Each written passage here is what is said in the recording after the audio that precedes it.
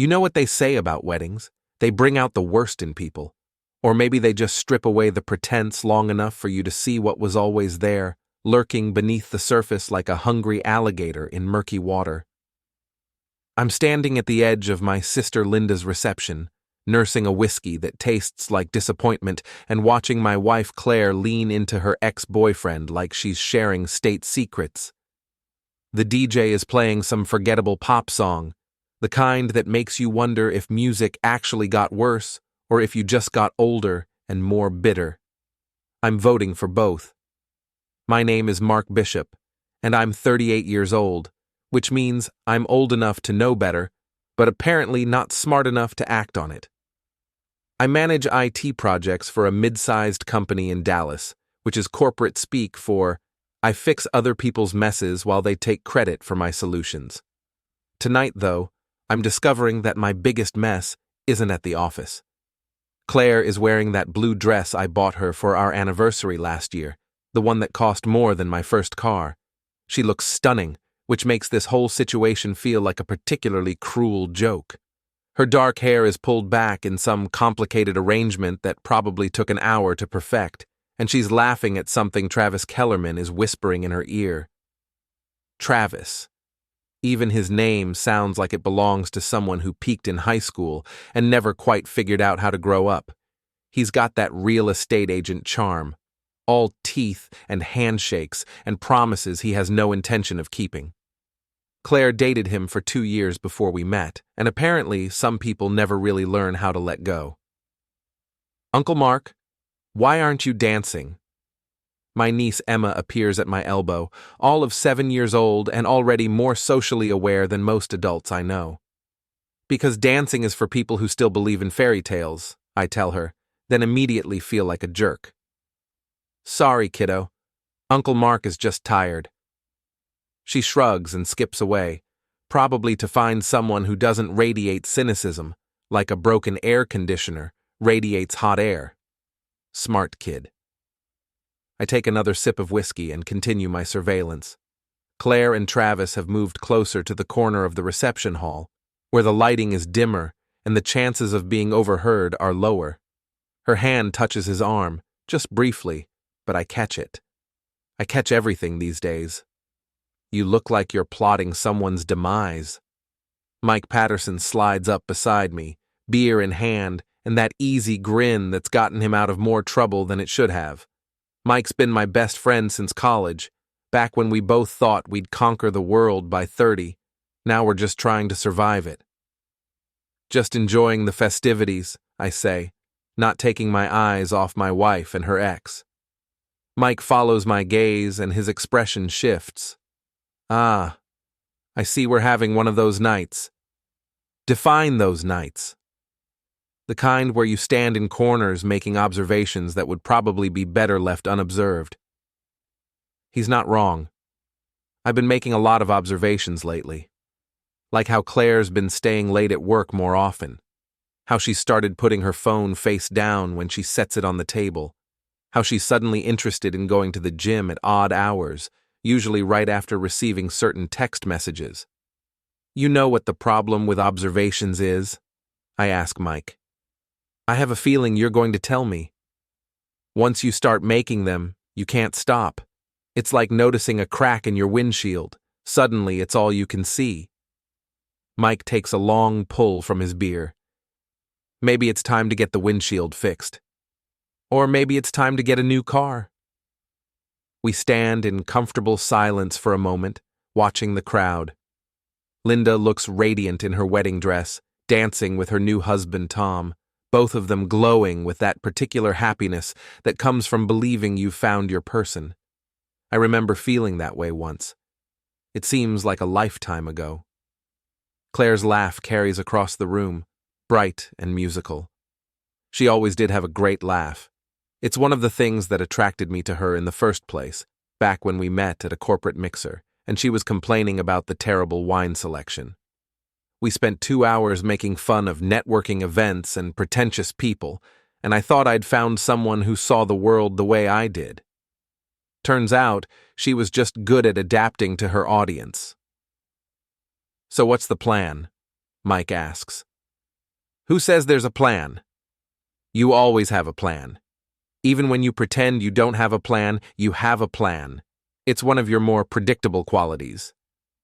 He knows me too well. I do have a plan, or at least the beginning of one. It started forming about 3 weeks ago when I found a receipt for dinner at a restaurant I'd never been to, tucked into Claire's purse while I was looking for aspirin. When I asked her about it, she said it was a work thing, but the receipt was for 2 people, and it was dated on a Saturday night when she'd told me she was having drinks with her friend Shelley. The plan, I say slowly, is to see how this plays out. That's not a plan. That's procrastination, with delusions of strategy. Before I can respond, the DJ's voice crackles over the sound system. Ladies and gentlemen, we're going to slow things down a bit. This one goes out to all the couples in love. The opening notes of At Last by Etta James fill the room, and I watch as couples begin to pair off and move toward the dance floor. Claire looks around, probably searching for me, but Travis says something that makes her turn back to him. Her posture shifts, becoming more intimate, more secretive. That's when it hits me, the plan I didn't know I was making. Mike, I say, setting down my whiskey glass with the kind of deliberate precision that usually precedes very bad decisions. Yeah? Remember in college when you said I needed to take more risks? Vaguely. Why? I think I'm about to take your advice. I start walking across the dance floor, but not toward my wife. Instead, I'm heading for Emily Morrison, Travis's fiancée, who's standing alone near the wedding cake, looking like she's trying very hard to pretend she doesn't notice her future husband, whispering sweet nothings to another man's wife. Emily is pretty in an understated way. Blonde hair, simple black dress, the kind of woman who doesn't need to announce her presence because her confidence does it for her. She's also, if my observations are correct, just as aware of what's happening in that corner as I am. Emily, I say, extending my hand as I reach her. Would you like to dance? She looks surprised, then glances over at Travis and Claire, then back at me. Something passes across her face. Understanding, maybe, or recognition of a fellow traveler in the land of romantic disappointment. I thought you'd never ask, she says, taking my hand. As we move onto the dance floor, I catch sight of Claire's face. She's gone completely white, her mouth slightly open in what might be shock or might be panic. Travis has stopped talking mid-sentence and is staring at us like we've just announced we're running away to join the circus. Emily is a good dancer, better than Claire, actually. She follows my lead without trying to take over, and when she speaks, her voice is low enough that only I can hear her. How long have you known? She asks. Known what? Don't play dumb. It doesn't suit you. I consider lying, but there's something about her directness that demands honesty in return. A few weeks, maybe longer if I'm being honest with myself. I've suspected for months, she says, as we turn, giving me a clear view of Claire and Travis, both of whom are now watching us with the intensity of people who've just realized their secret isn't as secret as they thought. What gave it away? He started working out. Travis hasn't voluntarily exercised since high school, but suddenly he's at the gym 3 times a week. Then there were the phone calls he'd take in the other room, the mysterious work meetings that always seemed to run long. She pauses. Plus, he's been terrible at hiding the fact that he's still in love with her. Why didn't you say anything? Same reason you didn't, I imagine. Hope, denial, the belief that if you ignore something long enough, it might go away. The song continues, and we dance in comfortable silence for a moment. Over Emily's shoulder, I can see Claire starting to move toward us, her face a mask of forced casualness. Travis is right behind her, looking like a man who's just realized he's been caught with his hand in the cookie jar. They're coming over here, Emily says without turning around. I know. What do we do? We finish the dance. Claire reaches us first, her smile bright and brittle as expensive china. Mark, honey, there you are. I was looking for you. Were you? I ask, not breaking my rhythm with Emily. I've been right here. I thought maybe we could dance, Claire says, and there's something in her voice I've never heard before. Uncertainty, maybe, or fear. I'm already dancing, I point out. Travis appears at Claire's shoulder, looking like he'd rather be anywhere else. Emily, sweetheart, maybe we should... Should what? Emily asks, still moving in perfect time with me. Should pretend we didn't see you two whispering in the corner like teenagers? Should act like we don't know what's going on? The mask slips from Claire's face for just a moment, and I see something raw underneath. Guilt, maybe, or just surprise at being called out so directly. I don't know what you think you saw, Claire starts, but Emily cuts her off. I saw enough, she says simply.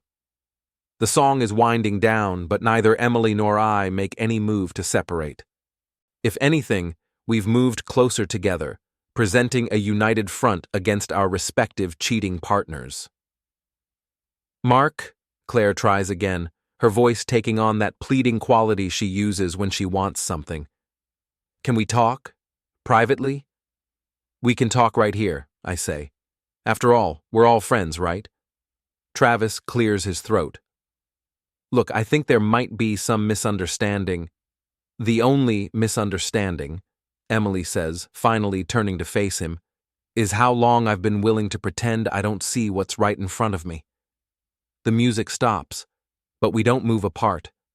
Around us, other couples are separating, chatting, moving off the dance floor, but the four of us remain frozen in this moment of reckoning. Emily, please, Travis says, reaching for her arm. Let me explain. She steps back, closer to me, avoiding his touch. Explain what? How you've been having an affair with your ex-girlfriend? How you've been lying to me for months? Or how you thought I was too stupid to notice? It's not an affair, Claire says quickly. We're just friends. We were just talking about old times. I laugh, and it comes out harsher than I intended. Old times. Is that what we're calling it? Mark. No, I say, and my voice carries more authority than I knew I possessed. I think we're done here. I offer Emily my arm, and she takes it without hesitation. Together we walk off the dance floor, leaving Claire and Travis standing there like actors who've forgotten their lines. Behind us, I can hear Claire calling my name, her voice getting higher and more desperate. Travis is saying something to Emily, but she doesn't turn around. We walk straight through the reception hall, past the surprised faces of wedding guests who are just beginning to realize they've witnessed more drama than they bargained for. Where are we going? Emily asks as we reach the exit. Honestly, I have no idea. She smiles, and it's the first genuine smile I've seen all evening. Good. I was getting tired of people with all the answers. As we step outside into the cool Texas evening, I can hear the reception continuing behind us. Music, laughter, the sound of people celebrating love and commitment, and all those other things that suddenly seem like elaborate jokes. So, Emily says, as we stand on the front steps of the venue. What happens now? Now, I say, feeling something shift inside me, something that's been dormant for too long. Now we figure out what we're really made of. The drive home from the wedding is the longest 23 minutes of my married life, and that's including the time Claire made me take the scenic route through 3 counties because she wanted to see fall foliage that turned out to be mostly brown. Claire sits in the passenger seat, radiating the kind of tension that usually precedes either a major confession or a major lie. In my experience, the major lies are more common, so I'm not exactly holding my breath for honesty. Are you going to say anything? She finally asks as we turn into our subdivision, where every house looks exactly like every other house except for the color of the shutters and the brand of luxury SUV in the driveway. What would you like me to say? Maybe you could start by explaining what that was back there. I pull into our driveway and turn off the engine. Our house sits there in the darkness, all colonial revival architecture and carefully maintained landscaping looking like the American dream in physical form. Too bad the people living inside it have turned into strangers. What was? I ask. Don't play games with me, Mark. You know exactly what I'm talking about. I do know, of course. She's talking about the dance, about Emily, about the way we walked out together while she and Travis stood there looking like they'd been caught shoplifting. But I'm discovering that there's a certain satisfaction in making her spell it out. You mean the dancing? I thought you'd be happy. You're always saying I should be more social. Claire gets out of the car with more force than necessary and slams the door. By the time I make it to the front porch, she's already inside, pacing around our living room like a caged animal. Social? She says, whirling around to face me. You call that being social? I danced with a friend. At a wedding. I thought that was pretty much the definition of social behavior. Emily Morrison is not your friend. She is now. That stops Claire mid-pace. She stares at me like I've just announced I'm taking up professional wrestling or running for Congress. What's that supposed to mean? It means, I say, loosening my tie and settling into my favorite armchair, that we had a very enlightening conversation. Turns out we have a lot in common. Such as? Oh, you know, similar interests, shared experiences. Both of us have partners who apparently think we're too stupid to notice when they're having cozy little chats with their exes. The color drains from Claire's face, and for a moment, she looks exactly like she did on the dance floor when she realized her carefully constructed world was starting to crumble. It wasn't cozy, she says, but her voice lacks conviction. Really? Because from where I was standing, it looked pretty cozy. All that whispering and touching and looking into each other's eyes, like you were the only two people in the room. We were just talking. About what? I don't remember. You don't remember a conversation you had 2 hours ago? Claire sits down on the couch across from me, and I notice she's chosen the spot farthest from my chair. It was just small talk, nothing important. Small talk that required you to lean in so close I couldn't have slipped a credit card between you? You're being ridiculous. Am I? Because Emily didn't think so. In fact, Emily had some very interesting observations about Travis's recent behavior. Apparently, he's been having a lot of mysterious work meetings lately, staying out late, taking phone calls in private. Claire's hands are clasped so tightly in her lap that her knuckles have gone white. What Travis does is none of my business. But you're still interested in hearing about it. What's that supposed to mean? It means, I say, standing up and walking to the window that looks out over our backyard, where the kids' swing set sits empty in the moonlight, that I've been paying attention lately, and I've noticed some interesting patterns. What kind of patterns? I turn back to face her. Well, for starters, you've been working late a lot more often. Always on the same nights Travis has his mysterious meetings. Funny coincidence, don't you think? I've been busy at work. You know that. I do know that. I also know that when I called your office last Tuesday at 7:30, the security guard said everyone had left hours ago. Claire's mouth opens, then closes. She looks like a fish that's just realized it's been hooked. I must have been in a conference room, she says finally. With the lights off? What? I drove by your building on my way home from Mike's. The whole place was dark. I don't like what you're implying. I'm not implying anything. I'm stating facts. You said you were at work. You weren't at work. You were somewhere else. The question is where. Claire stands up abruptly. I don't have to listen to this. Actually, you do. See, that's the thing about being married. We're supposed to be honest with each other. It's part of the deal. Don't lecture me about honesty. You're the one who spent the evening flirting with another woman. Flirting? Is that what you call having a conversation with someone who treats me like an adult? Emily Morrison barely knows you. And yet she managed to show me more respect in one dance than you've shown me in months. That hits home. I can see it in the way Claire's shoulders sag, in the way she suddenly can't meet my eyes. That's not fair, she says quietly. Fair? You want to talk about fair? Let's talk about how I've been pretending not to notice that you put your phone face down every time you set it on the table, or how you've suddenly developed an interest in going to the gym at 10 o'clock at night, or how you've been buying new underwear that I never get to see.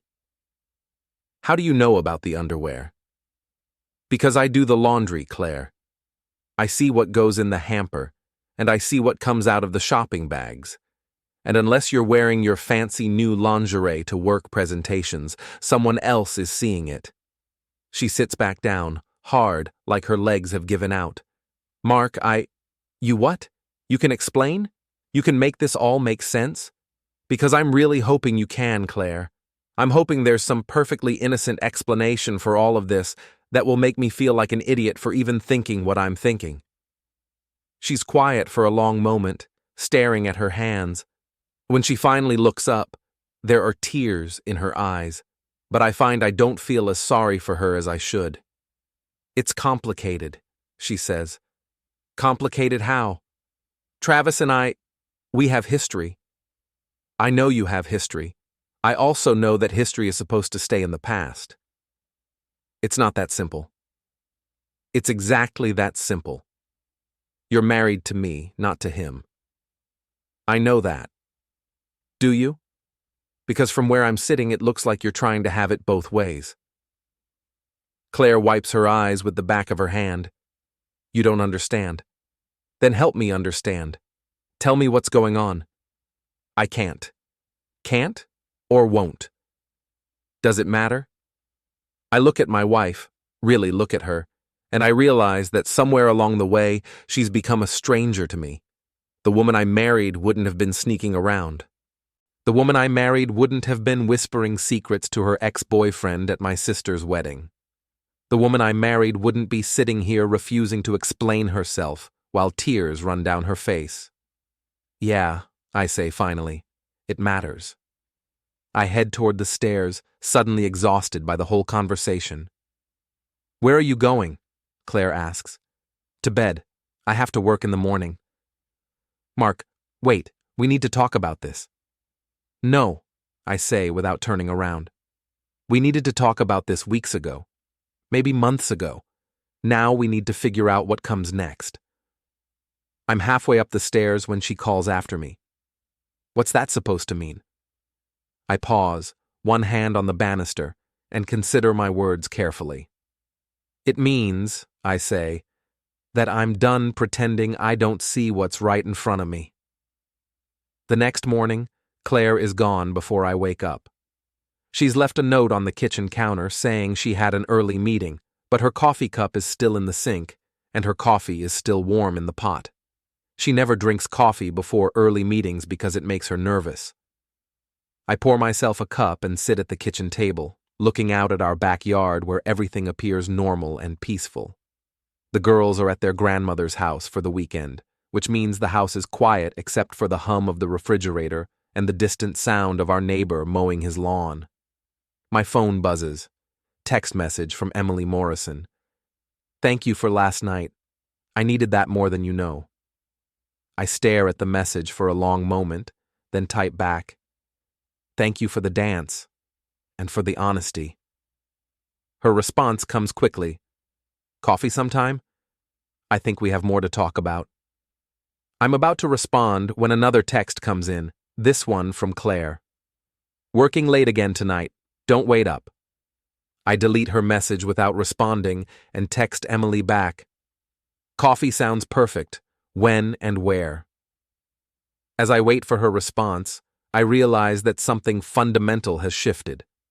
Yesterday, I was a man trying to save his marriage.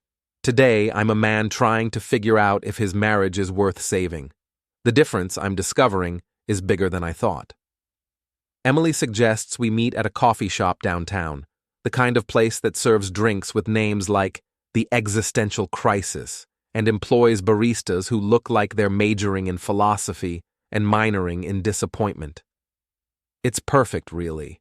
Neutral territory for two people whose lives have just taken unexpected turns. She's already there when I arrive, sitting at a corner table with a clear view of the door. She's traded last night's elegant black dress for jeans and a simple sweater, and somehow she looks even more attractive. There's something to be said for authenticity. "You came," she says as I approach. "Did you think I wouldn't?" "I thought you might have second thoughts, or that your wife might have convinced you that you imagined everything." I sit down across from her. Claire left early this morning. Another mysterious work meeting. Ah, the mysterious work meetings. Travis has been having a lot of those lately too. A barista with purple hair and multiple facial piercings approaches our table. "What can I get you folks?" "Coffee," I say. "Black, large. The midnight despair or the void stare." I look at Emily, who's trying not to smile. "Surprise me." "I'll have the same," Emily says. The barista nods approvingly. 2 voids coming up. When we're alone again, Emily leans forward slightly. "So, how are you doing with all this?" "You mean the part where I discovered my wife is probably having an affair? Or the part where I'm having coffee with a woman I barely know because she's the only person who seems to understand what I'm going through?" "Both, I guess." I consider the question. Honestly, I feel like I've been sleepwalking for months, and last night was the first time I woke up. I know the feeling. "How long have you suspected? About Travis, I mean." Emily sighs. "Longer than I want to admit. Maybe 6 months? At first I thought I was being paranoid. Travis has always been charming, flirtatious. I knew that when I started dating him, but this felt different. Different how?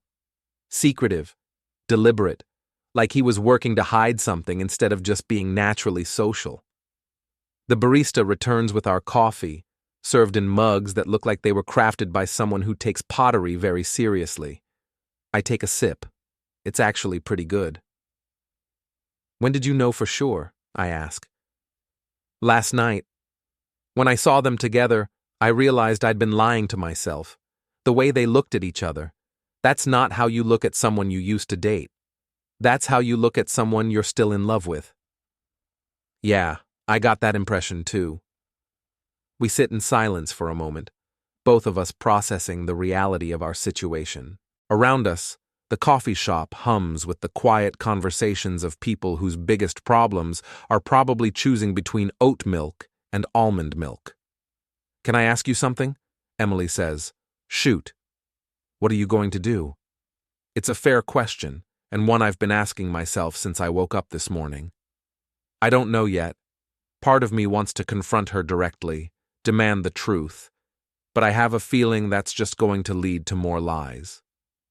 "Travis is a master at making lies sound reasonable," Emily says.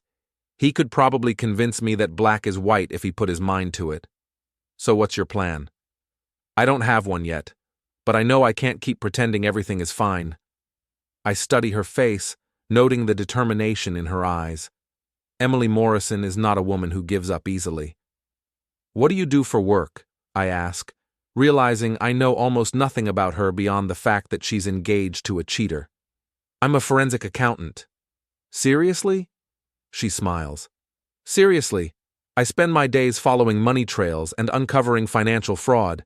It's made me pretty good at spotting inconsistencies." "I bet it has." "What about you?" "IT project management. I fix problems that other people create and then pretend they never existed." Sounds like we both have experience dealing with people who aren't entirely honest. The difference is, your dishonest people are strangers. Mine sleeps in my bed. Emily winces. "Sorry, that was insensitive."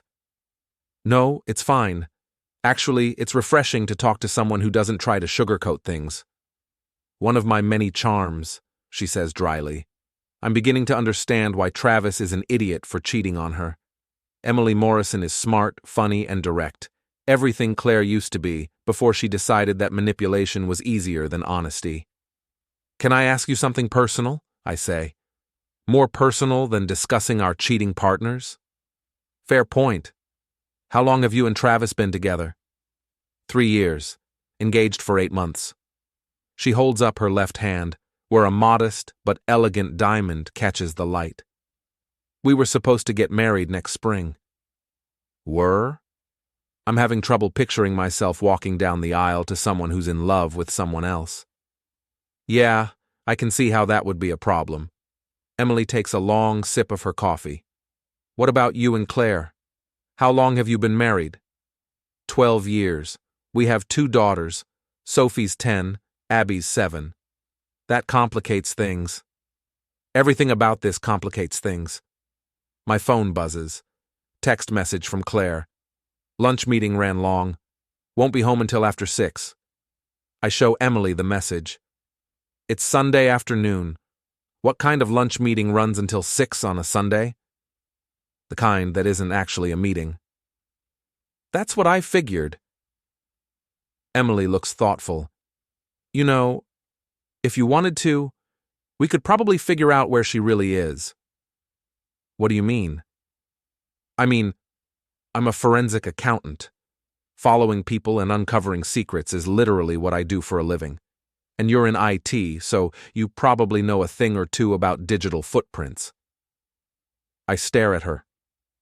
Are you suggesting we spy on them? I'm suggesting we find out the truth. There's a difference. Is there? Look, Mark.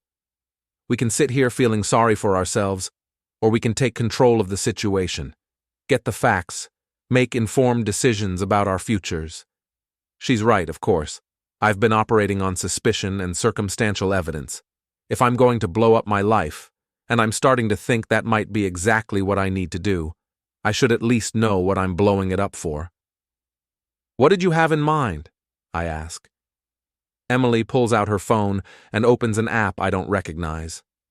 Travis shared his location with me when we first started dating. He probably forgot he did it. She shows me the screen. There's a little dot representing Travis, and according to the map, he's at something called Riverside Bistro. Fancy place, I observe. Very. Not the kind of place you go alone. I open my own phone and check Claire's location sharing, which she activated months ago for safety reasons. Sure enough, she's at the same restaurant. Well, I say, that's not suspicious at all. What do you want to do? I look at Emily, really look at her. She's offering to help me uncover the truth about my marriage, which means she's willing to uncover some painful truths about her own relationship. That takes guts. I want to see for myself, I say. You mean go there? I mean go there. Emily drains her coffee cup and stands up. Then let's go. Riverside Bistro is exactly the kind of place Claire loves. All exposed brick and Edison bulb lighting and a menu that describes every dish like it's a work of art. It's also exactly the kind of place that costs twice what it should and makes you feel slightly underdressed no matter what you're wearing. Emily and I sit in my car across the street, watching the entrance like a couple of private investigators in a bad movie. I'm starting to feel ridiculous when Emily grabs my arm. There, she says, pointing toward the restaurant's outdoor patio. Table by the window. I follow her gaze and feel my stomach drop. Claire and Travis are sitting at a table for 2, and they're not discussing business. Claire is leaning forward, her hand covering Travis's on the table. Travis is smiling the way he used to smile at her in high school, before life got complicated and people got married to other people. How long do you think this has been going on? Emily asks quietly. I don't know. Weeks? Months? Does it matter? It might. For legal reasons, if it comes to that. I hadn't thought about legal reasons. I'd been too busy thinking about emotional ones. Betrayal, humiliation, the way my daughters are going to feel when they find out their parents are getting divorced because Mommy decided she liked her old boyfriend better than Daddy. Are you okay? Emily asks. No, I say honestly. I'm not okay at all. What do you want to do? I watch my wife laugh at something Travis says, and I realize that I haven't seen her laugh like that in years, not with me anyway. I want to go home, I say. I want to think about this. And then I want to figure out how to make them both very, very sorry. Emily looks at me with something that might be respect. Now you're talking. As we drive away, I catch one last glimpse of Claire and Travis in my rearview mirror. They're still holding hands across the table, still lost in their private world of rekindled romance and mutual deception. Tomorrow, I decide, I'm going to start building a different kind of world. One where actions have consequences and cheaters don't get to have their cake and eat it too. It's going to be very satisfying. The thing about discovering your spouse is cheating is that it changes everything, including your relationship with mundane objects. Take our coffee maker, for instance. Used to be just a coffee maker. Now it's evidence. Claire never makes coffee when she's nervous, but she made coffee this morning before her early meeting, which means she wasn't nervous, which means she's getting comfortable with lying to me. I'm cataloging these observations in a notebook I've started keeping, the kind of detailed record that would make Emily proud. Speaking of Emily, she's been texting me regularly since our surveillance mission yesterday, and I'm finding her company increasingly appealing.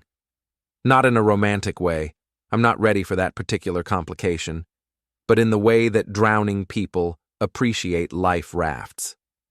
This morning's text from Emily. Travis came home at 11 p.m. with takeout from Riverside Bistro, claimed he worked through dinner. The receipt was for 2 meals. My response: Claire's working late again tonight, 3rd time this week. Emily: want to do more reconnaissance? Me: actually, I have a different idea. The different idea involves Mike Patterson and his unique skill set. Mike has been a firefighter for 15 years, which means he's good at solving problems quickly, and he has access to information that most people don't. More importantly, he's loyal, discreet, and he's never liked Claire very much. You want me to what? Mike asks when I explain my plan. We're sitting in his kitchen, which looks like a firefighter lives there. Everything organized, everything functional, everything ready for immediate deployment. I want you to help me document Claire's activities, legally, ethically, but thoroughly. You mean you want me to help you spy on your wife? I want you to help me gather evidence for what's probably going to be a very messy divorce. Mike leans back in his chair. Mark, are you sure about this? Once you go down this road, there's no going back. I'm already on this road, Mike. I just want to make sure I know where it leads. He studies my face for a long moment. What do you need? Information, documentation, maybe some technical assistance. Technical assistance? Claire thinks she's being clever with her phone and her computer, but she's not as tech-savvy as she thinks she is. There are ways to recover information that people think they've hidden. Legal ways? Completely legal. It's my house, my internet connection, my shared computer. I have every right to see what's on it. Mike nods slowly. And you want me to help because you're the only person I trust completely. And because you have resources I don't have. What kind of resources? The kind that help you find people who don't want to be found. Mike's been involved in enough search and rescue operations to know how to track down missing persons, which isn't exactly what I need, but the skills translate. Plus, he has contacts in law enforcement who might be willing to offer unofficial advice about evidence gathering. All right, he says finally, but we do this right. No breaking and entering, no hacking, no illegal surveillance, just good old-fashioned detective work. Agreed. And if we find what you think we're going to find, then I'm going to make sure Claire doesn't get to rewrite history to make herself look like the victim. The first thing we discover is that Claire has been sloppy about covering her tracks. Her browser history shows regular visits to travel websites, restaurant review sites, and something called discreetmeetings.com that makes my skin crawl just thinking about it. The second thing we discover is that she's been using our shared computer to email Travis, and she's been using an account I didn't know existed. The emails go back 4 months, and they start innocent enough, catching up, sharing memories, the usual "how have you been" nonsense that divorced people tell themselves is harmless. But they escalate quickly. I can't stop thinking about you, Claire wrote in an email dated 6 weeks ago. I know we can't go back, But I keep wishing we could, Travis responded. Maybe we can't go back, but we could go forward. Together. What about Mark? What about Emily? What about them? We deserve to be happy. I show the emails to Mike, who whistles low. Well, that's pretty damning. It gets worse. The more recent emails are explicit in ways that make me understand why Claire has been so distant lately. She's been saving all her passion for someone else. I'm sorry, man, Mike says. This has got to be rough. You know what the weird part is? I'm not as hurt as I thought I'd be. I'm mostly just angry. Angry is good. Angry gets things done. That's what I'm counting on. The third thing we discover is that Claire has been preparing for this longer than I realized. She's been moving money around, opening new accounts, even consulting with a divorce attorney.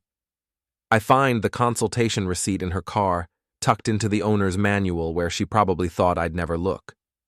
She's planning to file first, Mike observes. Not if I file first. You want to beat her to it? I want to control the narrative. If she files first, she gets to claim I was neglectful or inattentive or whatever story she's been rehearsing. If I file first, I get to present the evidence of her affair and let the facts speak for themselves. Mike nods approvingly. Smart. What about the kids? That's the question I've been dreading. Sophie and Abby don't deserve any of this, and they're going to be caught in the middle no matter how carefully I try to protect them.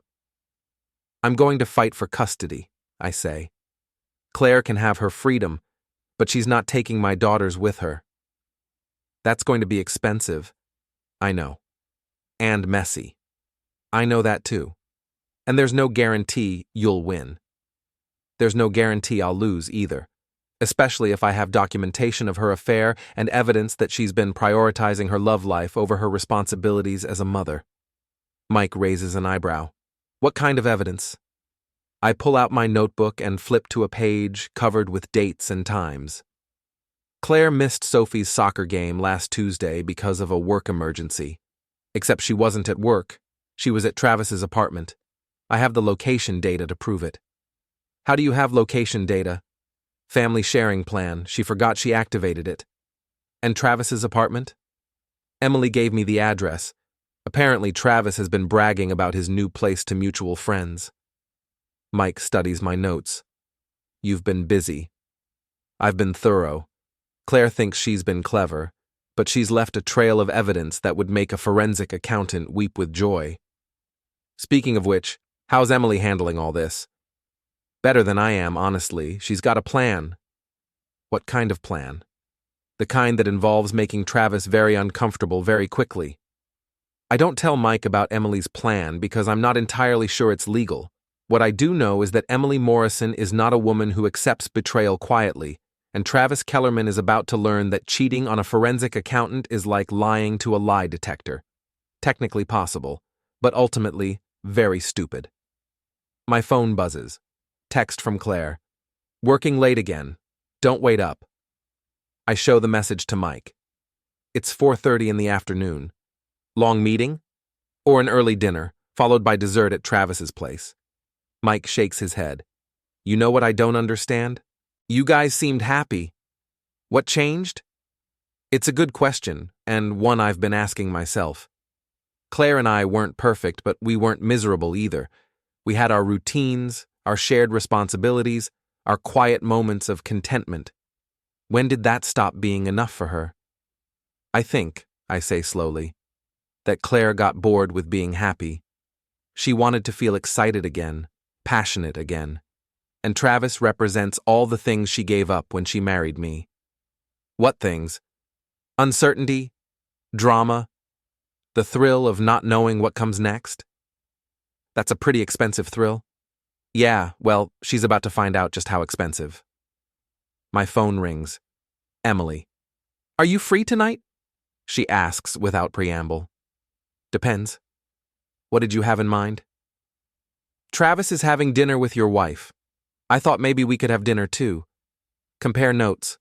Plan our next moves. Where? How do you feel about Italian food? I love Italian food. Good. Because I made reservations at Romano's, 8 o'clock.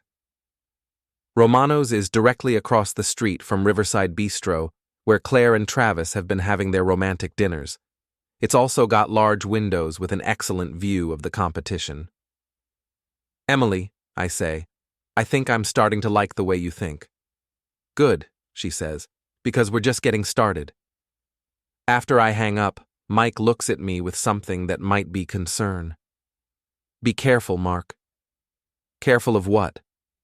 Don't let your anger make you stupid. And don't let Emily's anger make you both stupid. We're not going to do anything illegal. I'm not worried about illegal. I'm worried about effective. The best revenge is living well, not getting even. Who says I can't do both? Mike sighs. Just promise me you'll think before you act. I promise. But as I drive home to get ready for dinner with Emily, I'm thinking that sometimes the best way to live well is to make sure the people who wronged you live a little less comfortably. Tonight, Claire and Travis are going to discover that their private little world has become a lot more public than they bargained for. Romano's has the kind of atmosphere that makes you want to order wine and talk about important things, dim lighting, soft jazz, waiters who actually know the difference between good service and hovering. Emily is already seated when I arrive, wearing a simple black dress that makes her look elegant and dangerous at the same time. Perfect timing, she says as I sit down. They just got here. I glance across the street through Romano's large front window. Sure enough, Claire and Travis are settling in at their usual table at Riverside Bistro, completely oblivious to the fact that they're being watched. How long have you been here? I ask. 20 minutes. I wanted to make sure we got the table with the best view. A waiter appears at our table, young, eager, probably working his way through college. Good evening. Can I start you folks with some drinks? Wine, Emily says. Something red and bold. I'll have the same, I say. Excellent choice. I'll give you a few minutes to look at the menu. When we're alone, Emily leans forward slightly. So, how was your day of evidence gathering? Productive, disturbing, eye-opening? All good qualities in evidence. I tell her about the emails, the browser history, the consultation with the divorce attorney. Emily listens without interrupting, occasionally nodding or making small sounds of recognition. She's been planning this for months, Emily says when I finish. That's what it looks like. Travis, too. He's been setting up separate accounts, moving assets around. I found paperwork in his apartment. You went to his apartment? Emily smiles. I have a key, had a key. I gave it back. What else did you find? Photos, of them together, recent ones. The waiter returns with our wine, and we order dinner without really paying attention to the menu.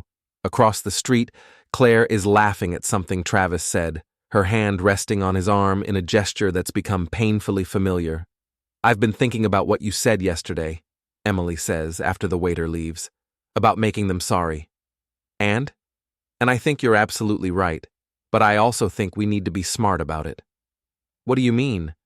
I mean, we could expose them publicly, make a big scene, embarrass them in front of everyone they know, but that would just make us look vindictive. As opposed to what? As opposed to making them expose themselves? I take a sip of wine, which is excellent.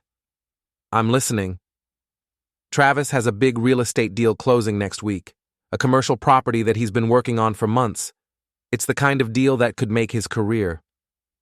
Okay. The buyers are a conservative family from Houston. Very traditional values, very concerned about reputation and character. And they specifically chose Travis because he came recommended as a stable, reliable family man, someone they could trust with a major investment.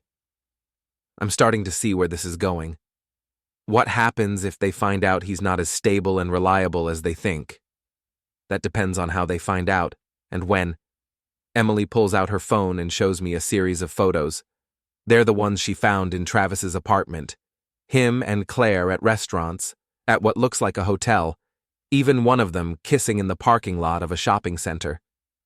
These are date-stamped, she says, and they show a clear pattern of infidelity over several months. What are you suggesting? I'm suggesting that the buyers have a right to know who they're dealing with, and I'm suggesting that the timing of that information could be significant. You want to sabotage his deal?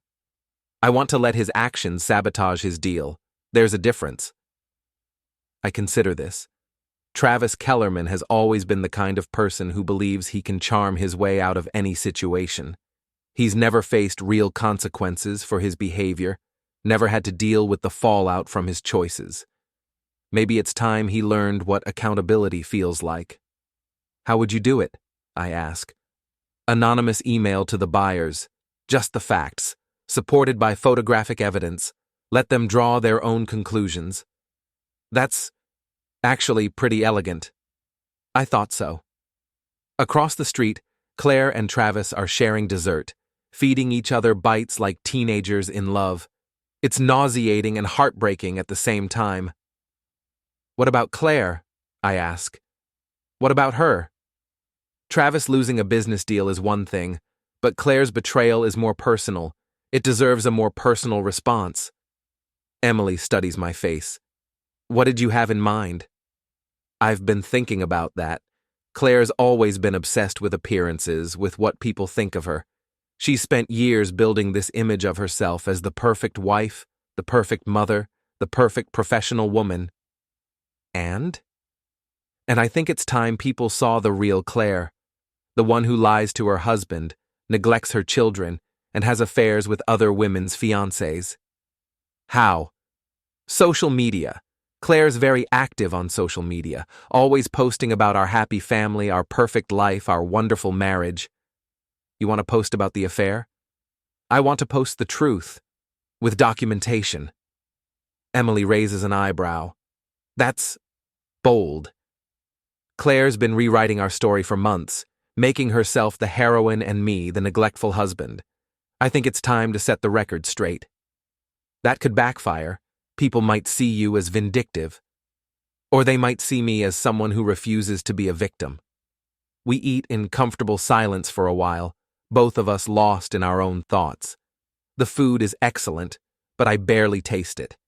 I'm too focused on the scene across the street, where my wife is playing out the final act of our marriage with another man. Can I ask you something? Emily says. Sure. Do you still love her? It's a question I've been avoiding, even in my own thoughts. Do I still love Claire? Or am I just angry at her? Is there a difference? I love who she used to be, I say finally, or who I thought she was. But this person sitting across the street, this woman who can lie to my face and then go have romantic dinners with her ex-boyfriend, I don't even know her. That's how I feel about Travis. Like the man I fell in love with was just a character he was playing. Maybe that's all any of us are doing, playing characters until we get tired of the script. That's a depressing thought. Yeah, well, it's been a depressing few weeks. Emily reaches across the table and touches my hand briefly. For what it's worth, I think you're handling this better than most people would. You mean the part where I'm plotting elaborate revenge against my cheating wife? I mean the part where you're not falling apart, where you're taking control of your situation instead of just letting it happen to you. I learned a long time ago that the only person responsible for my happiness is me. That's a good philosophy. It's about to be put to the test. My phone buzzes. Text message from Claire. Dinner running long, don't wait up. I show the message to Emily, who glances across the street where Claire and Travis are clearly wrapping up their meal. Dinner's over, Emily observes, which means they're going somewhere else. His place? Probably. Emily finishes her wine. Want to follow them? Actually, no. I want to go home and start putting my plan into action. Tonight? Tonight. Claire thinks I'm sitting at home feeling sorry for myself. Instead, I'm going to be preparing her farewell gift.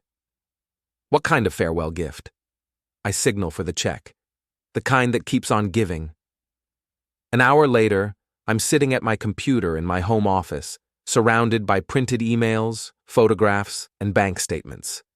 Everything I need to document Claire's affair and her preparations for leaving me. I start with a simple Facebook post. After 12 years of marriage, I've learned that the person you think you know best might be the person you don't know at all. It's vague enough to avoid legal problems, but specific enough to get people's attention. Within minutes, friends and family members are commenting, asking what's wrong, offering support. I don't respond to the comments. Instead, I create a private folder on our shared cloud storage account and upload every piece of evidence I've collected. Emails, photos, financial records, location data, everything organized, dated, and annotated. Then I send Claire a text. We need to talk, tomorrow morning, before you go to work. Her response comes quickly. Is everything okay? Everything's fine. We just have some things to discuss. What kind of things? The kind that are better discussed in person. I turn off my phone and pour myself a glass of whiskey. Tomorrow, Claire is going to discover that her carefully constructed double life has been exposed. Tomorrow, she's going to have to choose between her family and her fantasy. But tonight, for the first time in months, I'm going to sleep peacefully, because tomorrow, the games begin in earnest, and I'm very good at games. Claire comes home at midnight, trying to be quiet, but failing spectacularly. She's never been good at stealth. Too much jewelry, too many hard-soled shoes, too much guilt making her overcompensate with elaborate casualness. I'm sitting in the kitchen with my laptop open and a cup of coffee that went cold an hour ago. The evidence is spread across the table like pieces of a puzzle that finally makes a complete picture. Mark? She calls softly. Are you awake? In here. She appears in the kitchen doorway, still wearing the dress she wore to dinner with Travis. Her lipstick is gone, her hair is slightly messed up, and she smells like someone else's cologne. You're up late, she says, hovering near the doorway like she's not sure whether to come in or run. So are you. I told you I was working late. Right, working. She notices the papers spread across the table, and her face goes through a series of expressions. Confusion, recognition, fear. What's all this? She asks, but her voice has changed. She knows exactly what it is. Sit down, Claire. Mark, Sit down. She sits, her hands folded in her lap like a schoolgirl called to the principal's office. For a moment, I almost feel sorry for her. Almost. I know about Travis, I say simply. The color drains from her face. What do you mean? I know about the dinners, the hotels, the apartment visits. I know about the emails, the secret accounts, the divorce attorney. I know about all of it. Claire stares at the evidence spread across the table. Printouts of her emails, photos from her phone, bank statements showing suspicious transactions. How did you... Does it matter how? The point is, I know. She's quiet for a long moment, and I can almost see her trying to figure out her next move. Deny everything? Admit to some of it but minimize the rest? Flip the script and make me the villain? It's not what you think, she says finally. Really? Because I think you've been having an affair with your ex-boyfriend for the past 4 months while lying to my face and planning to divorce me. Is that not what this is? It's complicated. No, Claire, it's actually very simple. You made a choice, multiple choices, and now there are consequences. What kind of consequences? I turn my laptop around so she can see the screen. It's her Facebook page, and the post I made earlier has exploded. Dozens of comments from friends, family members, co-workers, everyone wanting to know what's going on, offering support, asking questions. You posted about us on social media? She says, her voice rising. I posted about me, about what I've learned, about what I'm going through. You had no right. I had every right. It's my life too, Claire. My marriage too. My reputation too. She scrolls through the comments, her face getting redder with each one. People are asking questions. Then maybe you should answer them. What's that supposed to mean? I pull out my phone and show her the text I've prepared, but not yet sent. Friends and family, I want to thank everyone for their support during this difficult time. As many of you have guessed, Claire and I are separating. While I won't go into details publicly, I will say that trust, once broken, is very difficult to repair. I'm focusing on my daughters and my future. You can't send that. Why not? It's true. It makes me look like the bad guy. You are the bad guy, Claire. You're the one who cheated. You're the one who lied. You're the one who decided our marriage wasn't worth fighting for. She stands up abruptly, pacing to the window and back. You don't understand. Travis and I have history. We have a connection. You have history with me too. 12 years of it. 2 children. A life we built together. It's not the same. You're right, it's not. What we have is real. What you have with Travis is nostalgia and fantasy. That's not true, isn't it? Travis is engaged to someone else, Claire. He's been stringing you both along, and you've been so desperate to recapture your youth that you haven't noticed. That hits home. Claire stops pacing and stares at me. What do you mean? I mean, Emily Morrison knows about the affair too, and she's not as forgiving as I've been. You told her? I didn't have to tell her. She figured it out on her own. Turns out forensic accountants are pretty good at spotting patterns of deception. Claire sits back down, hard. Emily knows? Emily knows. Emily has evidence. And Emily is very, very angry. What kind of evidence? The kind that could ruin Travis's business deal next week. The kind that could destroy his reputation. The kind that makes it very clear he's been lying to both of you. For the first time since this conversation started, Claire looks genuinely frightened. What are you going to do? I'm going to file for divorce. I'm going to fight for custody of our daughters, and I'm going to make sure everyone knows exactly why our marriage ended.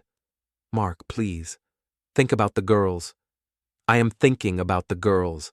I'm thinking about how they deserve better than a mother who prioritizes her love life over her family. That's not fair. Fair? You want to talk about fair?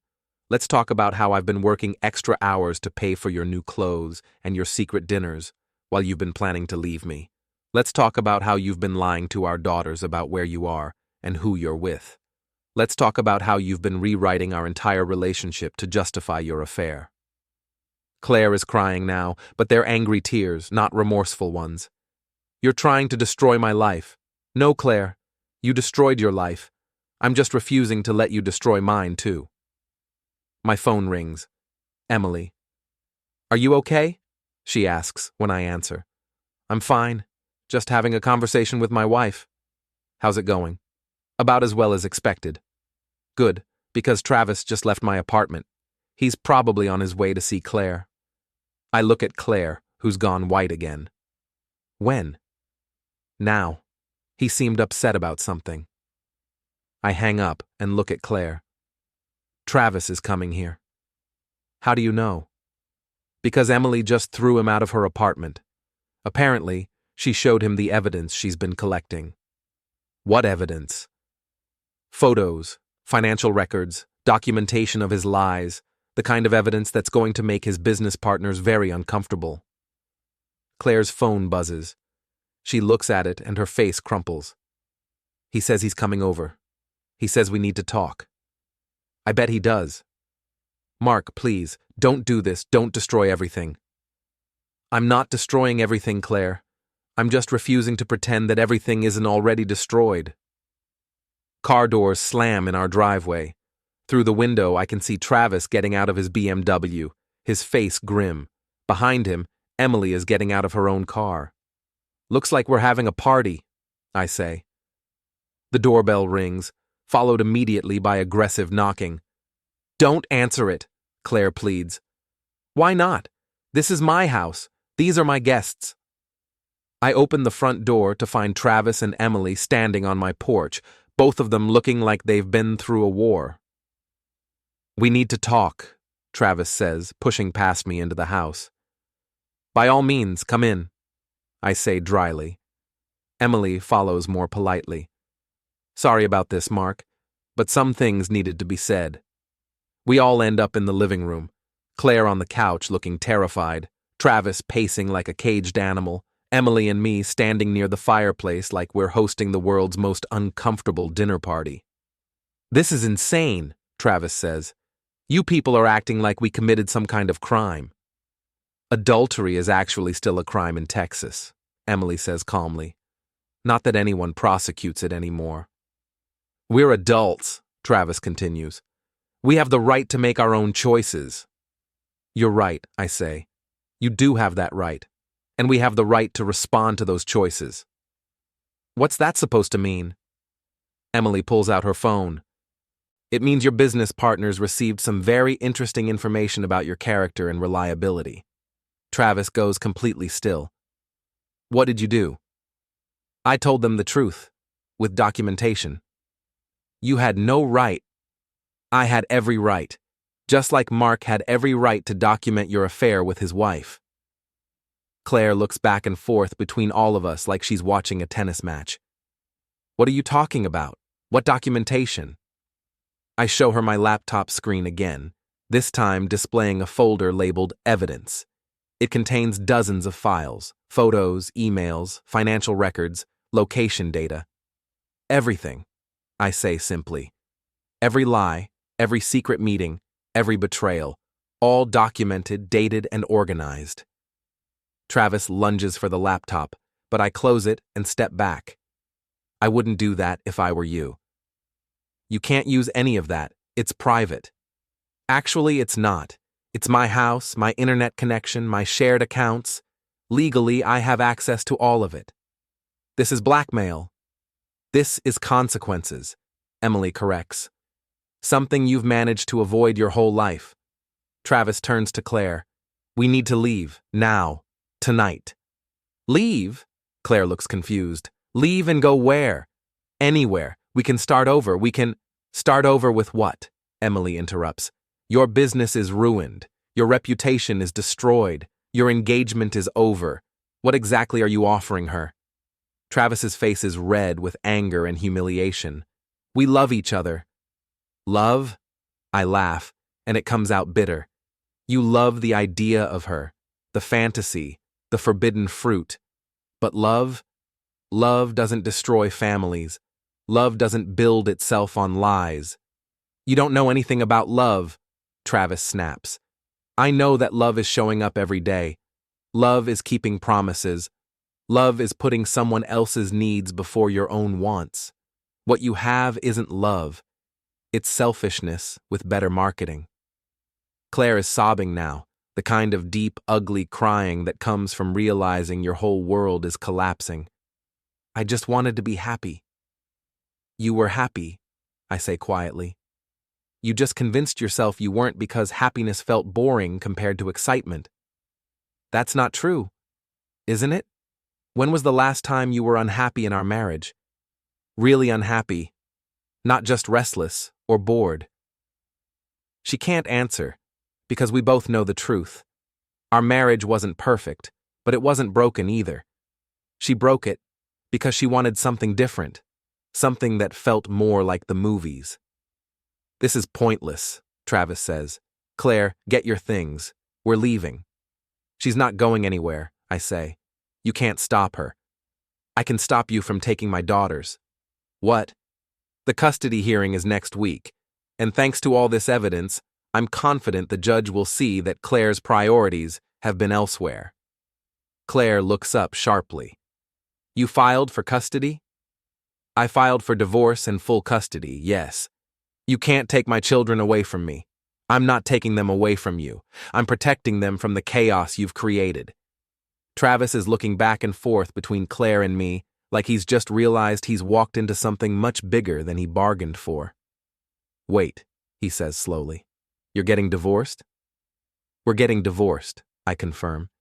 And you're fighting for custody? I'm fighting for my daughters. Travis turns to Claire.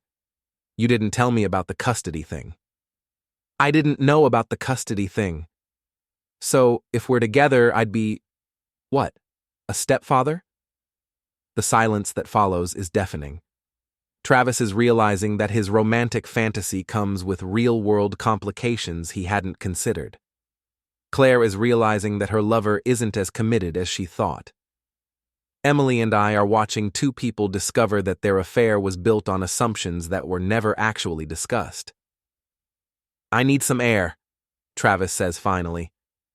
"I think you need more than air," Emily tells him. "I think you need a reality check." Travis heads for the door, then turns back to Claire. "Are you coming?" Claire looks at him, then at me, then at the evidence spread across our coffee table. I don't know. You don't know? This is all happening so fast. Claire, we've been planning this for months. You've been planning this. I don't know what I've been doing. Travis stares at her for a long moment, then shakes his head. "I can't do this. I can't be responsible for breaking up a family." "You already broke up a family," I point out. "But I'm not ready for kids. I'm not ready for custody battles and divorce proceedings and all this drama." And there it is. The truth that Claire has been avoiding. Travis wanted an affair, not a relationship.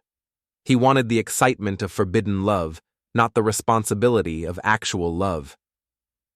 "Travis," Claire says, her voice small and broken, "please don't leave. I have to. This is too much. This is too real." He leaves, and the sound of his car pulling out of our driveway is like a period at the end of a very long, very painful sentence. Claire collapses back onto the couch, sobbing. Emily and I stand there in the wreckage of two relationships, two families, two futures that will never be the same. "What happens now?" Claire asks through her tears. "Now," I say, "you figure out how to explain to our daughters why Mommy and Daddy aren't going to be married anymore. And then we all figure out how to build new lives from what's left of our old ones." Emily touches my arm gently. "I should go." "Thank you," I tell her, "for everything. Thank you for helping me see the truth." After Emily leaves, Claire and I sit in our living room, soon to be just my living room, surrounded by the evidence of her betrayal and the ruins of our marriage. "I'm sorry," she says finally. "I know you are. Is there any chance we could work this out?" I look at my wife, my soon-to-be ex-wife, and I feel something I haven't felt in months. Peace. "No, Claire, I don't think there is." "Why not?" "Because trust isn't something you can just decide to rebuild. It's something you earn back, day by day, choice by choice. And I don't think you're willing to do that work." "How do you know?" "Because if you were, you would have done it before it came to this." She nods, accepting the truth of it. "What about the girls?" "The girls will be fine. Kids are resilient. They'll adapt." "Will you tell them what I did?" "I'll tell them that sometimes adults make mistakes, and sometimes those mistakes have consequences. When they're older, if they ask for details, I'll give them age-appropriate answers." "That's fair." "I'm trying to be fair, Claire, even now." We sit in silence for a while, both of us processing the end of everything we built together. Outside, the sun is starting to rise, painting our suburban street in soft golden light. "I really did love you," Claire says quietly. "I know, and I loved you too. But love isn't enough if you're not willing to fight for it. I thought I was fighting for it. With Travis, I mean. I thought I was fighting for love. You were fighting for a feeling. That's not the same thing." Claire stands up slowly, like she's aged years in the past few hours. "I should pack some things." "Take your time. The girls won't be back until Sunday." "Where will I go?" "That's up to you." She heads toward the stairs, then turns back. "Mark?" "Yeah?" "For what it's worth, you're a good man. A better man than I deserved." "You deserved better too, Claire. You just didn't know how to accept it." After she goes upstairs, I sit alone in my living room, surrounded by the evidence of my marriage's end. My phone buzzes with a text from Emily. How are you doing? Better than expected, I text back. Free for coffee later? Always. I look around at the house that will soon be just mine. Think about the daughters who will spend weekends here. Imagine the life I'm going to build from the ashes of the one that just ended. It's going to be different. It's going to be difficult. But for the first time in months, it's going to be honest. And that, I think, is worth fighting for. The sun is fully up now, streaming through the windows of my house, illuminating everything clearly. No more shadows, no more secrets, no more pretending. Just truth, consequences, and the possibility of something better on the other side of this mess. I pour myself a fresh cup of coffee and start planning my new life.